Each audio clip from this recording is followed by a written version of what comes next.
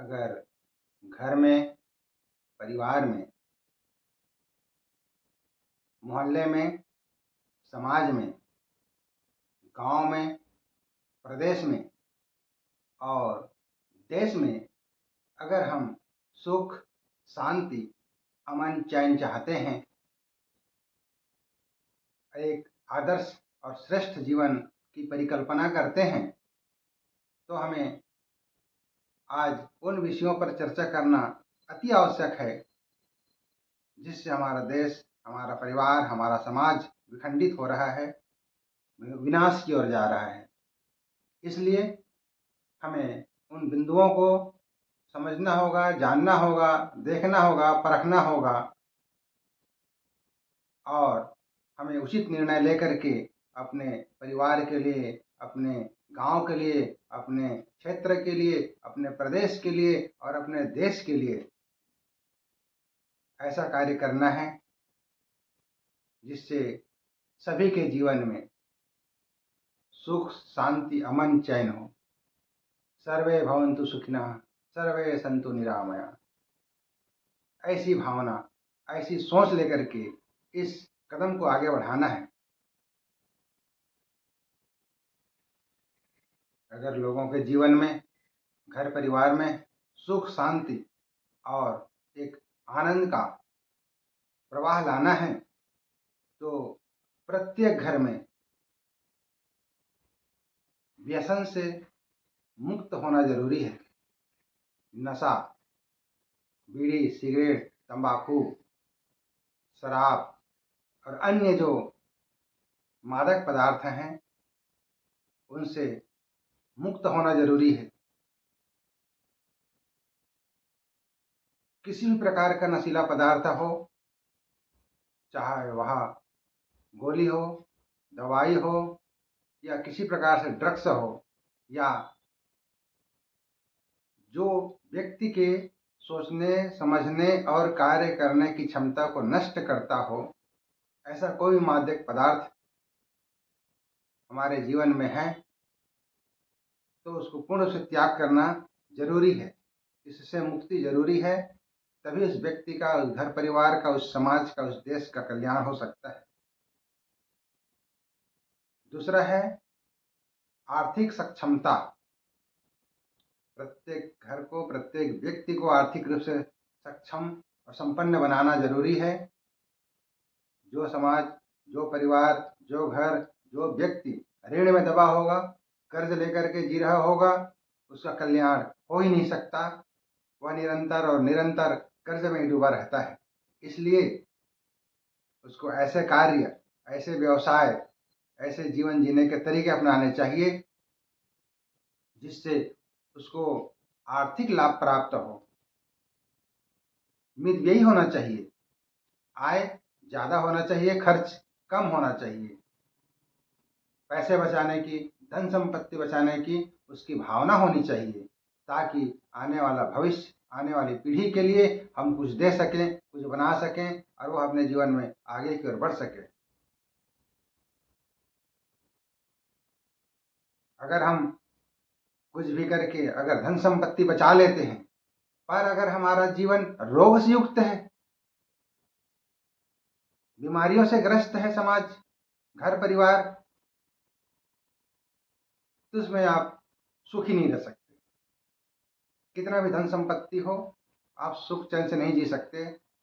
इसलिए रोगों से मुक्ति जरूरी है, बीमारियों से मुक्ति जरूरी है। इसके लिए आप खान पान, रहन सहन, जीवन जीने के तरीके और अन्य जो कसरत हैं उनको अपनाना जरूरी है जिससे आपका शरीर स्वस्थ रह सके। क्योंकि वर्तमान वातावरण प्रदूषण का समय है। जल पूर्ण रूप से प्रदूषित हो चुका है, वायु पूर्ण रूप से प्रदूषित हो चुका है, आकाश पूर्ण रूप से प्रदूषित है, यह धरती, यह सब्जी, यह फल, यह अनाज सभी सब कुछ जहरीला हो चुका है। तो आपका शरीर उन सभी जहरीले पदार्थों को सहन करने में सक्षम नहीं है। इसलिए जब हमारा घर परिवार, हमारे रिश्तेदार, हमारा समाज, हमारा देश रोग मुक्त रहेगा तो हम एक सक्षम और सबल देश के निर्माण कर सकेंगे। साथ ही साथ अपराध की भावना को समाप्त करना होगा। जो युवा वर्ग, जो व्यक्ति, जो बच्चे कुत्सित मनोभाव के चलते, गलत संगति के चलते अपराध की ओर जा रहे हैं, ऐसे लोगों को सही मार्गदर्शन देकर, उनको सही समझाइश देकर समाज की मुख्य धारा से जोड़ना जरूरी है। जिस प्रकार से किसी लकड़ी को घून अंदर ही अंदर खोखला कर देता है, ठीक वैसे ही जिस देश में, जिस समाज में, जिस परिवार में, जिस राज्य में अपराध घटित हो रहे हों, वह अंदर ही अंदर खोखला हो जाता है और वहाँ की सुख शांति समाप्त हो जाती है। लोगों में समरसता की भावना होनी चाहिए। सभी समान रूप से एक दूसरे के प्रति प्रेम भाव, समर्पण के भाव, सेवा भाव से रहे। आपसी संघर्ष को समाप्त करके सद्भावना पूर्वक रहे। भेदभाव को मिटा करके, दूषित मनोभाव को समाप्त करके समरसता के साथ रहें और देखें कि अपने जीवन का, अपने परिवार का उन्नति और प्रगति किस प्रकार से होता है। जहाँ पर भी अंधविश्वास, ढोंग, पाखंड, कुरीति, गलत रीति रिवाज चल रहे हों, उन रीति रिवाजों को, उस परंपराओं को और ढोंग ढकोसले को जान करके, समझते हुए भी अगर उसको स्वीकार करते हैं तो धिक्कार है आपके जीवन को और आपके सोचने समझने की शक्ति को। ऐसा कोई व्यक्ति नहीं हो जिसमें विवेक ना हो। हर व्यक्ति समझदार है, समझता है, पर ढोंग, अंधविश्वास और पाखंड को जानबूझ करके उसको अपने माथे पर ढोते रहता है। वह जानता है कि यह गलत है, फिर भी अपनी अल्पमति के कारण वह उस ढोंग ढकोसला, पाखंड, अंधविश्वास, कुरीति सबको अपने सर आंखों पर लगाकर ढोते रहता है, झेलते रहता है।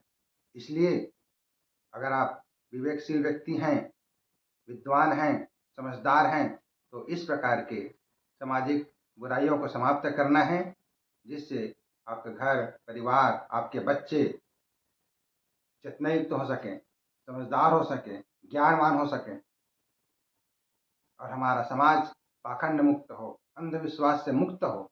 ऐसा जीवन चाहिए जिससे ज्ञान की प्राप्ति हो। ऐसा जीवन चाहिए। शिक्षा युक्त समाज चाहिए। जो बच्चे पढ़ लिख सकते हैं उनको पढ़ाना चाहिए, जो नहीं पढ़ लिख पा रहे हैं उनको भी यथासंभव पढ़ाने का प्रयास करना चाहिए, उनकी सहयोग सहायता करना चाहिए। शिक्षा जीवन की बुनियाद है। बिना शिक्षा के हम आगे बढ़ नहीं सकते।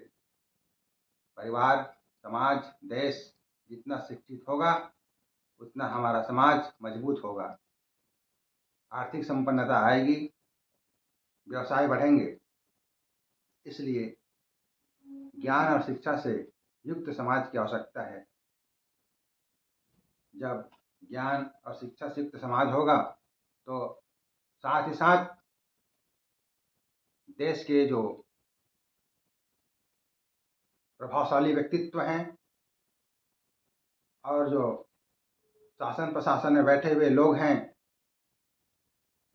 उनको भ्रष्टाचार और अन्याय से मुक्त समाज के लिए प्रयास करना चाहिए।